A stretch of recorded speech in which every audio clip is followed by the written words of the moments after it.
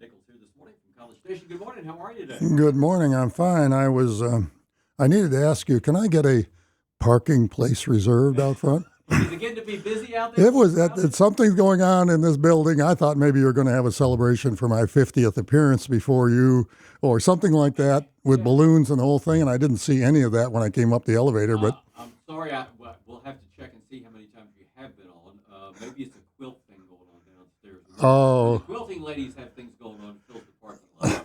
But I know you have a special place because you're the mayor at City Hall, so the least we could do is find a place for you here, right? Well, there's no mayor's space. There used to be a mayor's space. Is that right? It's at the old City Hall. The new one has just got some reserved spaces in the back for city vehicles and for council members to park on the backside. But no, there's no mayor's spot anymore. Yeah. There used to be.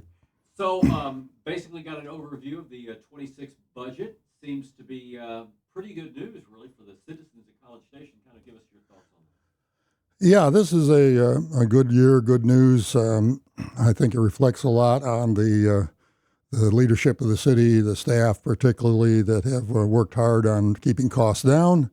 Our revenue streams are not as strong as they might have been in some years in the past, with sales tax being up, but not up a whole lot. Property tax is supporting a lot of what we're doing. That's about equal to sales tax in terms of the overall impact on the general government budget. So we're able to lower the tax rate about 2.5 cents, and that's about 5% reduction in the tax rate.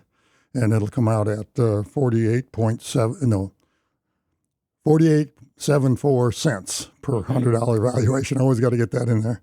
48 cents, and it was down about 2.5 cents, which is about 5% reduction, which about offsets the increase in the tax roll valuation for single-family residential units. So we don't expect a lot of tax increase from the city on residential, single-family detached residential.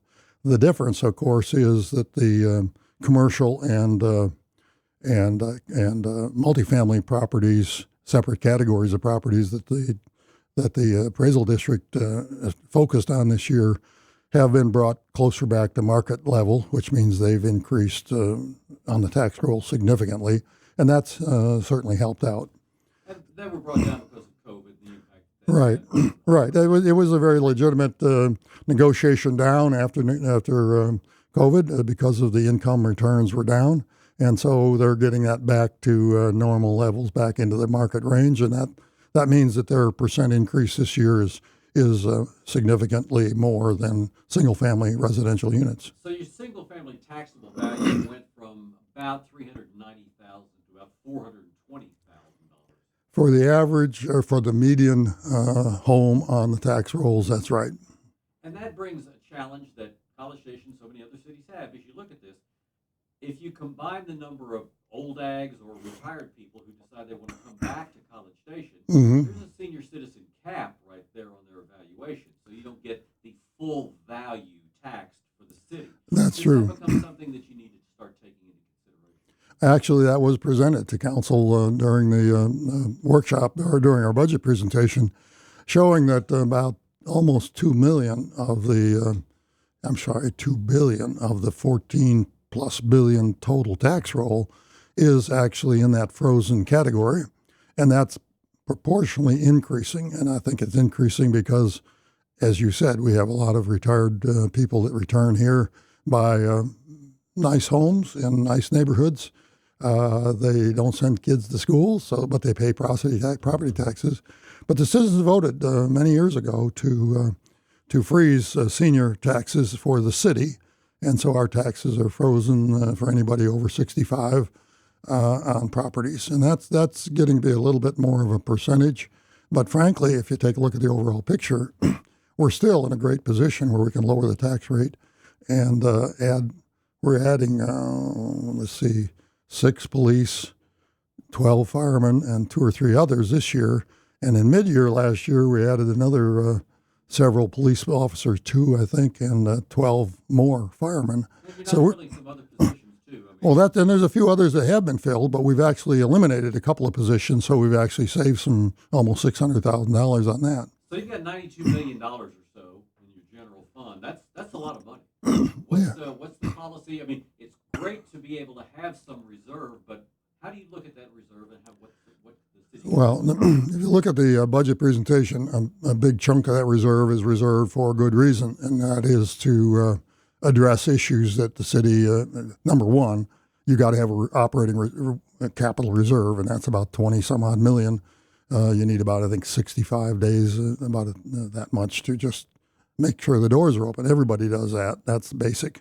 We got a number of other reserve categories for dealing with issues of federal funding that might be pulled back, matching funds for grants, the funding that you need for protecting your bond rating, which we always keep. So we have about a good chunk of that money. But even with that, we've got another 25, about 20, about 40 or 50 million that is available for council decision making. So as the city manager told us, one of our big challenges and big needs and big opportunities for council is to come to grips, partly in our budget discussions next week, which we have on the 16th, is to decide which of these items on our so-called wish list are we ready to pull the trigger on. We already are we're planning to build out the baseball fields. We know that. The city manager has indicated a real need, and I think a lot of support for a public works facility. We're going to need money for that. The rec center is clearly in the near future, and we got to make some decisions on how much of that reserves we want to spend on that, how much we want to spend out of new debt capacity. In addition to what you see on that budget, we got a debt capacity that's significant at the same current debt rate. And that came down this year about a penny of that 2.5 came off the debt. Mayor, I'll certainly remind you that the most dangerous thing is a bunch of elected officials who have too much money. As a taxpayer, we're concerned about that. I understand that, but there are also a lot of people asking us to build out those baseball fields. A lot of people that have a long time concern and interest in a recreation center. We're going to do that. We have a whole group of citizens that have just reviewed the Northgate situation. Guess what? We have a report that we're going to review on Thursday night, and that has got a lot of great ideas in there. And not one of the ideas speaks to where the revenue is going to come from to build out what needs to be done or what could be done. So we're reflecting taxpayers and citizens' interests as well. Let's talk baseball a little bit, because clearly the Bombers are in the news in both cities. Brian addressed it last night. You have in College Station. So fiscal year 25, you had $12 million committed to baseball fields. Mm-hmm. Is that money still there, and is that going to be used along with the other $8 million that you have in the 26 budget? So Yeah. That's I don't know what the final number is because they haven't finished the design, but that's the money that's going to the baseball fields that we're now proposing to build at Veterans Park, the undeveloped land out there. Use the rest of that because we had to pull out of the other location. That's old news we know about. So yeah, we've already committed to expending that, and we're going to be building the baseball fields. But that's going to take some new money as well. Sure, but the Bombers act like this is a signed contract, and this isn't a signed contract yet. And do the people in College Station know what the facility is going to look like, what that agreement's going to look like? Bombers are assuming they've got a home.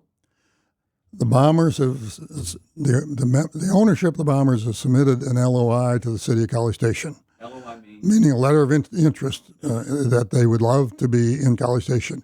We have certainly welcomed the possibility of negotiating that. The council has not yet been presented with that LOI or signed it, approved it. However, that's probably in the works, and it is in the works, and I assume we'll see it sometime in the next couple or three meetings. That's still being ironed out. I will say the management of the Bombers is very much involved in the designing of our baseball complex out there. But keep in mind that we were always going to build a championship field out there. Right. We've got Little League, we've got travel teams, we've got the senior leagues, all involved in that, and local interests that would love to use it are also engaged in that discussion. We're building this field because we need the field for City of College Station needs. This is my concern as one person who's just talking to you. Okay, let's talk travel teams. All right. Now, you take Austin or Houston area, they have much larger facilities, many more fields. Why would those teams want to come to College Station? The same reason that soccer teams come here, and they have great facilities elsewhere, and yet we still attract our share of those competitive teams, travel teams, competitions, and so forth. And I think we will be able to draw some of them for baseball as well. So we will get some use of that from travel teams, from competitions. It may not be at the same level as the soccer program has been, but those fields are used for a lot of things out there. Lacrosse, you name it. Lots of different kinds of flat field games. Here we got baseball and those fields that we're building are adjustable fields. They can be used for Little League. They can be used for softball. They can be used for a lot of things. So depending on scheduling, yeah, they're baseball fields. And we're planning to attract baseball competitive travel supports. No doubt about it. How much input will citizenry have? How much will they get to know about the terms of this contract before they sign it? Well, the primary interested groups are already involved. There's a committee working with staff and with the consultant design firm to lay out those 3 fields that are going to be put in out there. One of those has always been planned to be a championship field, and that's going to be full championship size. Yes, the Bombers could play on that. Yes, baseball playoff teams could play on that. Others that wish to lease or rent the field for a particular period of time when it's available are certainly welcome to interact with the city staff and negotiate that. So the Bombers are coming in if they agree to the arrangements, and frankly, our expectations are that it won't be the same kind of a deal that they had in Bryan. City of Bryan has to do what the City of Bryan has to do. I certainly understand that. I don't have any need to get involved in that.